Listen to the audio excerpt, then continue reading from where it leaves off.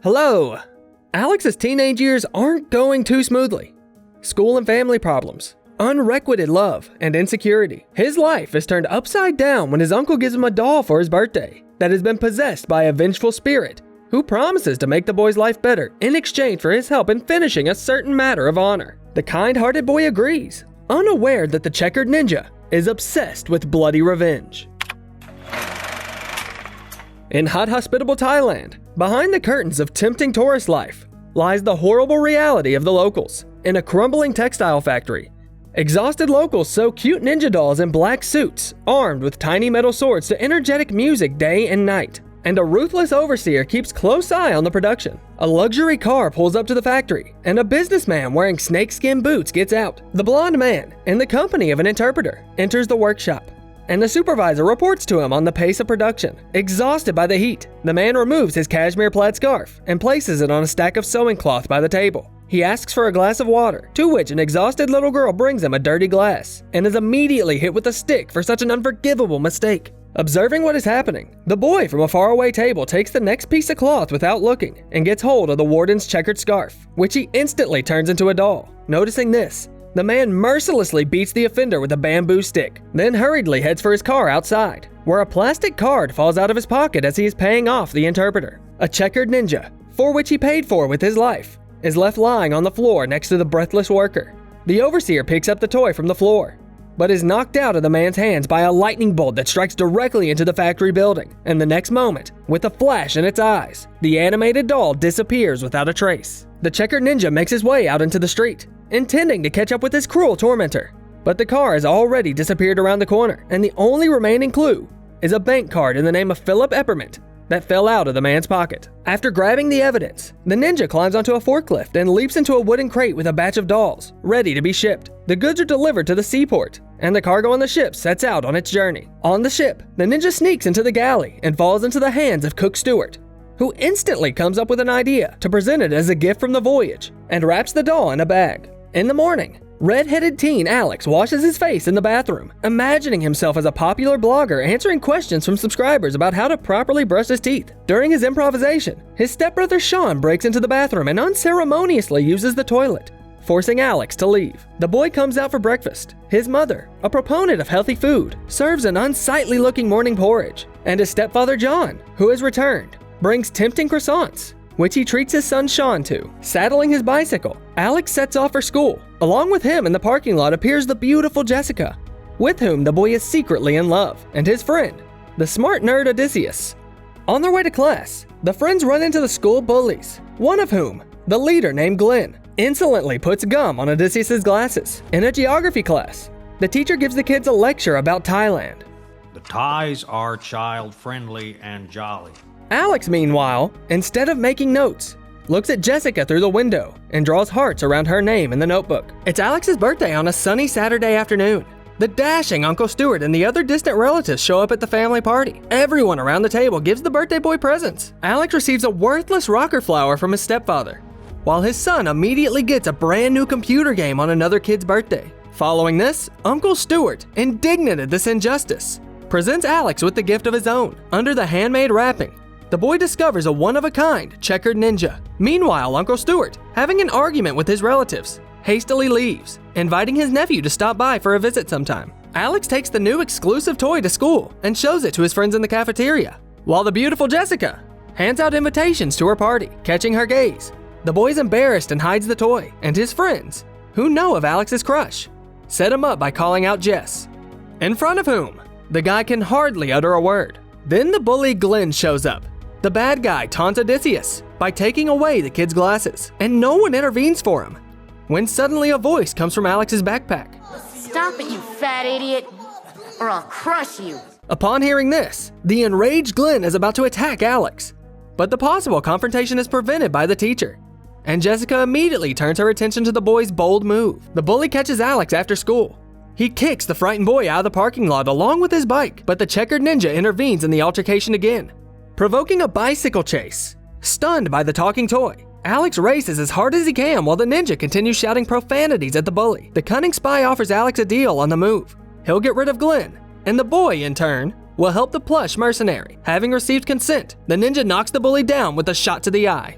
In Alex's room, his new ally accuses the boy of cowardice and promises to help him stand up to his bullies and cocky stepbrother Sean. And in return, he first asks to read what's written on the bank card and learn the name of his enemy, Philip Eppermint. That's the name of Jessica's father. After sunset, the partners go on a late-night walk to the playground. The ninja tells Alex that he must give the credit card to Eppermint in person, so he has to go to his beloved's party. The partners come up with a plan to kill two birds with one stone, to put Glenn the bully in his place. So Jessica will invite Alex to the party herself. The ninja immediately begins training his mentee for the upcoming battle, and the next day in class, the weasel nimbly steals construction tools while Alex distracts the gloomy shop teacher with questions about how to make sheets, for which he gets kicked out of class. That's also where Sean shows up, who proceeds to tease his brother that he'll tell Jessica how he feels if he doesn't do his homework for him. The cunning ninja, for the benefit of his cowardly partner, makes a loudspeaker announcement in Alex's name and confesses his love for Jessica. Upon hearing this, the cocky Sean immediately loses all trump cards against his younger brother. Afterwards, the ninja forces the boy to go to the canteen and hop on a garbage can.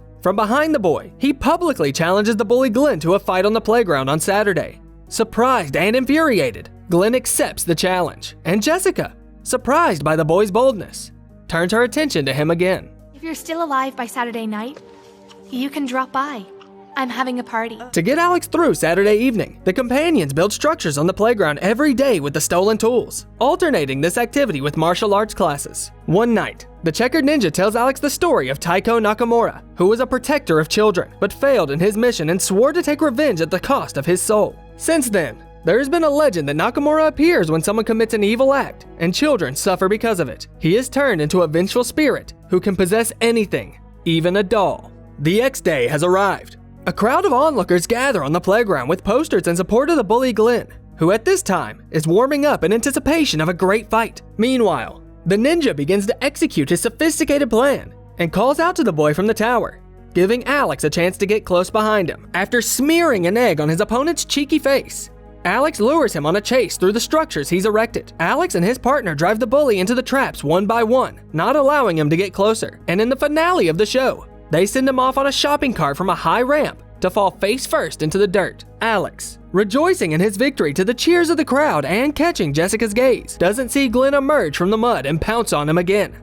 The bully knocks the kid off his feet with one punch, regaining his advantage, and then gets on top of him and pummels him as hard as he can. However, our hero gives up only for a minute, and then, having gathered his strength, fights back in hand-to-hand combat and comes out of the fight victorious. After that, Jessica invites him to the party. Alex arrives at the party in the company of his ragdoll friend, who expects to finally reach his target, Philip Eppermint, Jessica's father. In the crowd of friendly guys greeting him, Alex spots Odysseus, who tells him that Jessica's parents are in the kitchen. The guy, unaware that the checkered ninja intends to exact revenge, calmly heads to his beloved's parents and tricks his girlfriend's mother into leaving him alone with the father, who is hiding behind the refrigerator door.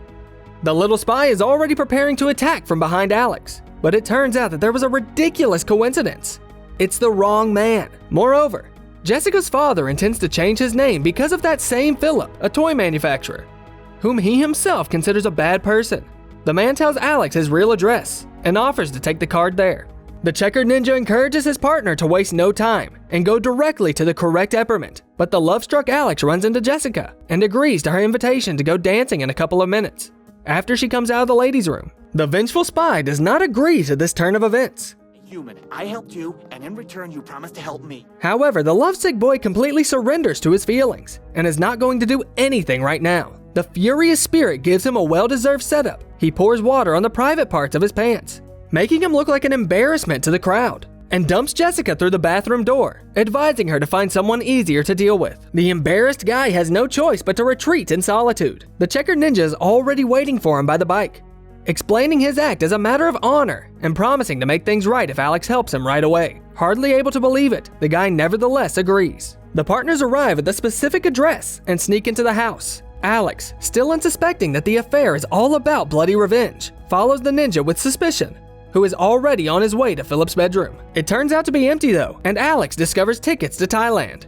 At this time, the owner's dog, sensing uninvited guests, bursts into the bedroom, but the clever spy manages to put it to sleep on the fly. Upon hearing the noise, Philip himself emerges from the bathroom and is immediately attacked by the checkered ninja, who launches a tiny dagger at him.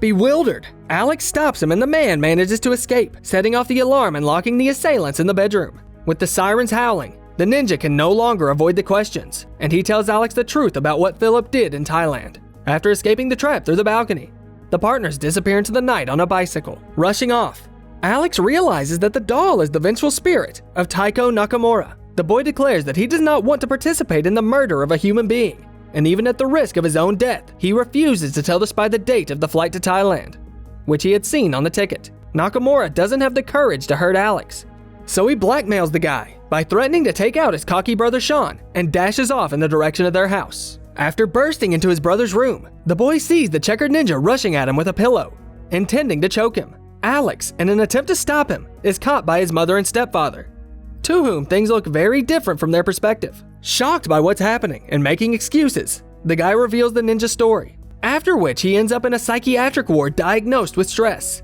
and the cunning checkered spy is already waiting for him in the ward, intending to find out the date of the flight to Thailand. Threatening to kill the doctor, the ninja demands Alex's cooperation, and the guy comes up with a life-saving idea. Not to kill Eppermint, but to arrange things so that he himself would want to die. The checkered ninja agrees, and taking the doctor by surprise, forces him to let Alex go. To carry out their plan, the duo shows up at the dashing Uncle Stewart's place to find out where they can get something forbidden, making excuses that they have an assignment on the subject. The chatty uncle gives away all about how to get in touch with the supplier, Scooter Scotty, and following Stewart's advice, the kid manages to set up a meeting with them and get a kilo of the product by locking Scooter in the trunk of his own car. Now, to advance their plan, Taiko Nakamura has to slit his own belly. There, Alex carefully sews up the obtained baguette, revealing to his partner the essence of his plan. When they find this, they'll lock him up and throw away the key.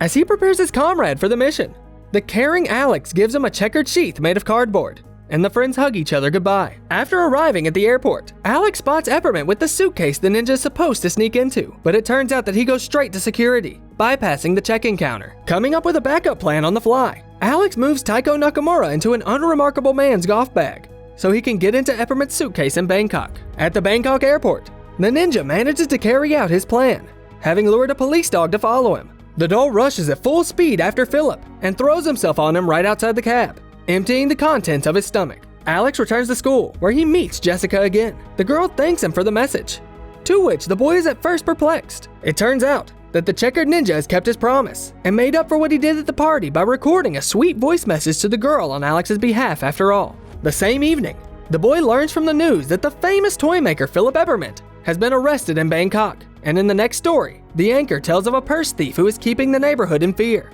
So the now confident Alex decides to continue his fight for justice on his own. As always, you'll find the title of the cartoon in the description of the video. And let us know in the comments, would you help the spirit of vengeance? And if so, how would you do it? Don't forget to like this video and subscribe to the channel so you don't miss the next awesome retelling.